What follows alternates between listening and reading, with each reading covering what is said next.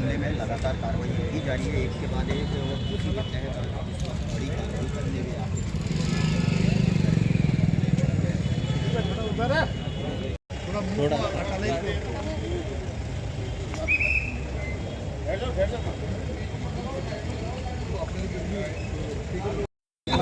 एक T shirt जिसने पहन रखी है, लाल टी शर्ट जिसने पहनी है, और ये जो सफेद शर्ट में आपने थोड़ा पीछे है दिनेश जी सर, इनको कह रहा हूँ दिनेश जी थोड़ा पीछे लो भाई, इधर देखो अशोक जी, एक बार आ जाओ यार। एक चार पुरुष है,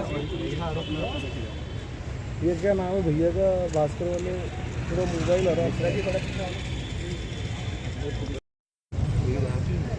हाँ हो गया सर। एक मिनट रुको, एक मिनट रुकना भैया रुको, मैडम रुको, एक मिनट रुको, क्यों था?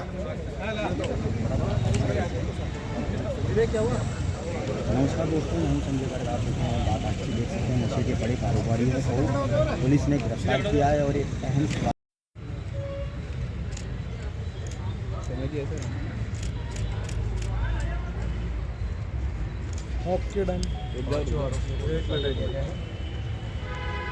क्या हुआ संजय भैया?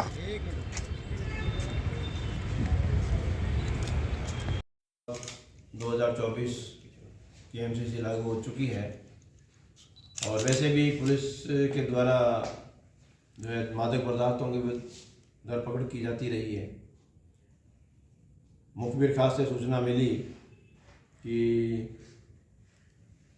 सियालदा एक्सप्रेस से कुछ लोग हैं जो यहाँ दरगाह क्षेत्र में,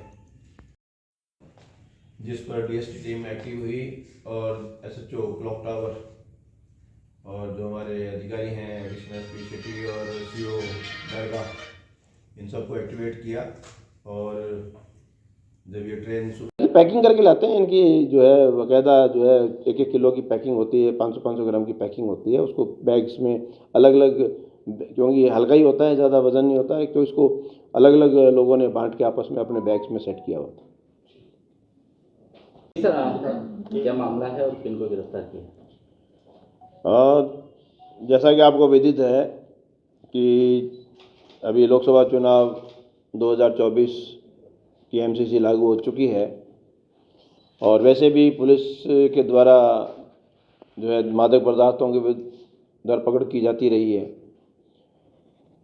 मुखबिर खास से सूचना मिली कि सियालदा एक्सप्रेस से कुछ लोग हैं जो यहाँ दरगाह क्षेत्र में गांजा की सप्लाई करने के लिए आ रहे हैं और भारी मात्रा में वो गांजा लेकर आ रहे हैं, मादक पदार्थ है, जिस पर डीएसटी टीम एक्टिव हुई और एसएचओ क्लॉक टावर और जो हमारे अधिकारी हैं एडिशनल एसपी सिटी और सीओ दरगाह, इन सबको एक्टिवेट किया। और जब ये ट्रेन सुबह आई कल सुबह, तो जो हमारे मुखबिर थे उनके द्वारा इनको, हमारी टीम को पहचान करवाई गई कि ये आदमी हो सकते हैं, जिनको रोका गया उस रिगेट एरिया में और पूछताछ की गई तो 5 लोग संदिग्ध थे। इनके पास इनके जो बैग थे, सामान था, उस सामान में तलाशी लेने पर गांजा प्राप्त हुआ, जो कुल जो है जिसे हम कह सकते हैं कि 44 केजी के आसपास गांजा था और जिसकी अनुमानित जो कीमत है वो लगभग 22 लाख रुपए के करीब बनती है। जिस पर इनसे इस बाबत पूछा गया और कोई परमिट, कोई कागज़ ना होने की उस पर जो विधि अनुसार कार्रवाई होती है, कार्रवाई करते हुए 5 को हिरासत में लिया गया। जो 5 व्यक्ति हैं उनके नाम मैं आपको बता देता हूँ। नूर आलम पुत्र उस्मान खान, जाति पठान, उम्र 50 साल, ये अकोला महाराष्ट्र का रहने वाला है। दूसरा शेख फरीद, ये 40 साल की उम्र है, अंदरकोट अमा बावड़ी दरगाह का रहने वाला है। तीसरा मोयुद्दीन खान पुत्र शुक्रा, उम्र 49, माखल तला, ये जीवन तला पश्चिम बंगाल का अपने आप को बताता है। याजुद्दीन शेख, उम्र 22 साल, ये पलासी बड़ा जिला नादिया बंगाल का अपने आप को बताता है। वैन के साथ एक महिला थी जिसने अपनी एक साथ में बच्ची को लिया हुआ था, ऐसे लगता है जैसे परिवार के साथ चल रहे हों।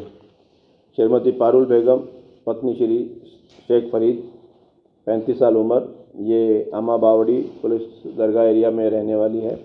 तो इनसे जो है टोटल 44 किलोग्राम गांजा, अनुमानित 22 लाख रुपए इसकी कीमत बनती है, जिस पर मुकदमा दर्ज किया जाकर SHO आदर्श नगर को अग्रिम अनुसंधान के लिए तफ्तीश दी गई है। सर पुराना आपराधिक रिकॉर्ड भी है? हाँ, वो अब इनकी जो है जांच पड़ताल की जा रही है। कुछ चीज़ें हैं इसके अंदर, जो एक तो इनका क्या बैकग्राउंड है, पूर्व में ये कितनी बार गए हैं, किन से सप्लाई लाते हैं और किन को ये सप्लाई करते हैं। सर कहाँ से कहाँ तक ले जा रहे हैं? यहीं दरगाह तक के इनका था। तो ये जो बंगाल से और उड़ीसा से वहाँ से लाते हैं, तो इनके जो सप्लायर कौन कौन हैं उनको चिन्हित किया जा रहा है, और यहाँ किसको सप्लाई करते हैं और क्या नेटवर्क है उसको भी हम जो है आगे वर्कआउट करेंगे। गैंग में सर आगे और भी शामिल होने की आशंका है? देखो, संभावना से इनकार नहीं किया जा सकता। हम कह रहे हैं ना, आगे किन को देते हैं तो वो गैंग ही होगी इनकी, शामिल तो उसी में ही। तो जिन को यहाँ सप्लाई मुख्य तौर पर देते रहे हैं, जो मेन इनके जो खरीदार रहे हैं, उनको भी राउंड अप किया जाएगा। हाँ जी। तो ये कहीं और का रह के फिर भारत की नागरिकता लेके रहता है? एक तो अकोला का बता रहा है, एक यहाँ दरगाह का बता रहा है, 2 बंगाल के बता रहे हैं।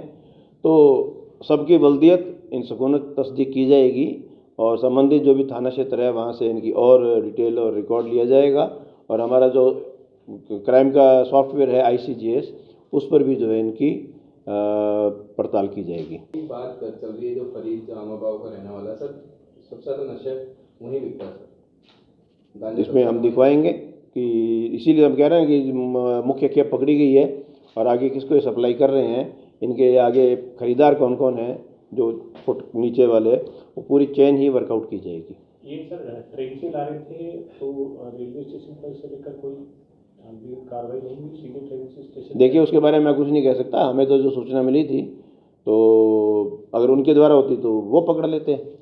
संभवतः यही है कि कार्रवाई वहाँ नहीं हुई, क्योंकि एक फैमिली के तौर पे चलते हैं, तो आम आदमी को इस चीज़ से जाहिर नहीं हो पाता कि ये ऐसे काम में लिप्त होंगे। बच्ची को साथ रखना, लेडी को साथ रखना, एक ये माहौल सा बनता है कि साहब कोई परिवार ट्रैवल कर रहा है।